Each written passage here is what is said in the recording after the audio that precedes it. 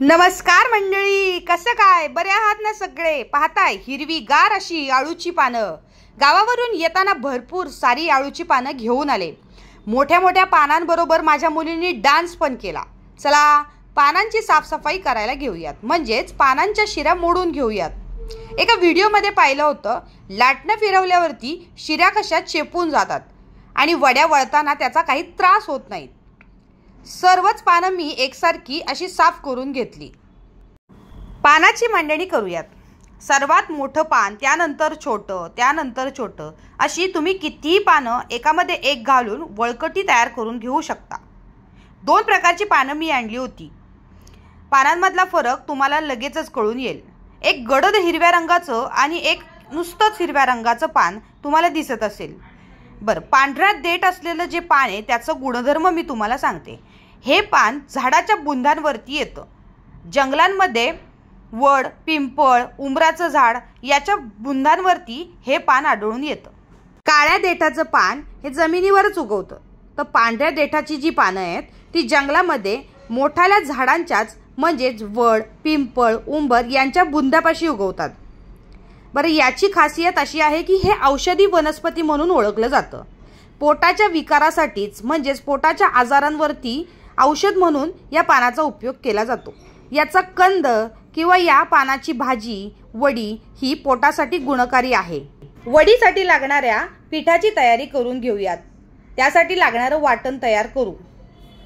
कोथिंबीर, मिरच्या, लसूण, ओवा, बडीशेप, जिरं यांचं एकत्रित असं मिक्सरमध्ये वाटण करून घेऊया। हिरवं वाटण आपलं तयार आहे। एका भांड्यामध्ये बेसनचं पीठ चाळून घेतलंय। त्या बेसनच्या पिठामध्ये हळद, मीठ, तिखट आणि वाटलेलं हिरवं वाटण। काही वड्यांची पानं ही घशाला खाचतात, त्यासाठी उपाय म्हणून चिंच आणि गुळाचं पाणी टाकायचं। चिंच आणि गुळाचं पाणी हे मी घरीच केलं आहे। यामध्ये पाणी घालून आपल्याला हवं तसंच मळून घेऊयात। मिक्सरच्या भांड्यामध्ये देखील थोडंफार पाणी ओतून मी हे पीठ मळून घेतेय। पीठ एकसारखं एका टेक्स्चरला मळून घेतलंय। पीठ आपल्याला तयार आहे।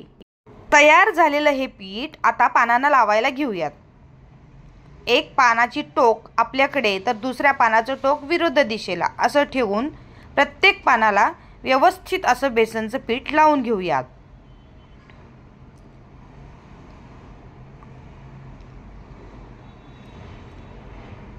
काही पानं माझ्याकडून फाटली गेली, पण काय, शेवटी वळकुटी आणि वडी तयार झाल्यावर ही पानं आपण वडी कापूनच खाणार आहोत, तर त्याकडे थोडंसं दुर्लक्षच करूयात आणि आपलं काम चालूच ठेवूयात। बेसनचं पीठ चहू बाजूने व्यवस्थित लावून घेऊयात। बाजूने दुमड करून गोल गोल पद्धतीने प्रत्येक ठिकाणी पीठ लावून ही वडी वळून घेऊयात।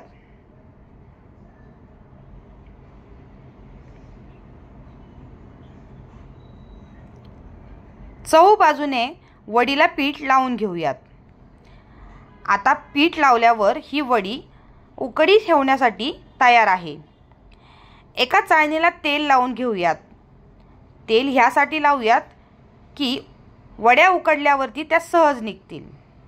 माझ्या 3 वळकुट्या तयार झाल्यात। आता ही वडीची चाळण मी पातेल्यावर ठेवली आहे। अर्ध्या तासानंतरनं माझ्या या वड्या वाफळलेल्या आहेत, म्हणजेच शिजलेल्या आहेत।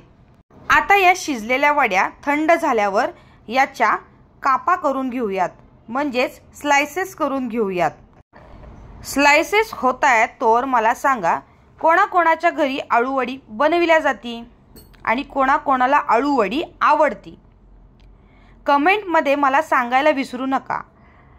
व्हिडिओमध्ये तुम्हाला जर काही चुकलंय किंवा आणखीन काही सजेशन द्यावे वाटत असतील तर कमेंटमध्ये मला नक्की सांगा। माझ्या वड्या कापून झाल्या आहेत। आता ह्या वड्या मी डीप फ्राय करणार आहेत। त्यासाठी कढईमध्ये तेल तापवून त्यामध्ये एक एक करून वड्या सोडल्यात। वड्यांचा सोनेरी रंग येईपर्यंत या वड्या मी तळून घेणार आहे। वड्या तळतायत तोवर माझ्या चॅनलला सबस्क्राईब करायला विसरू नका। व्हिडिओ आवडल्यास व्हिडिओला लाईक करायला विसरू नका। चला, कोण कोण येतंय माझ्या या वड्या खायला? माझ्या वड्या तयार आहेत। चला, टाटा, बाय बाय, भेटूयात पुढच्या व्हिडिओमध्ये।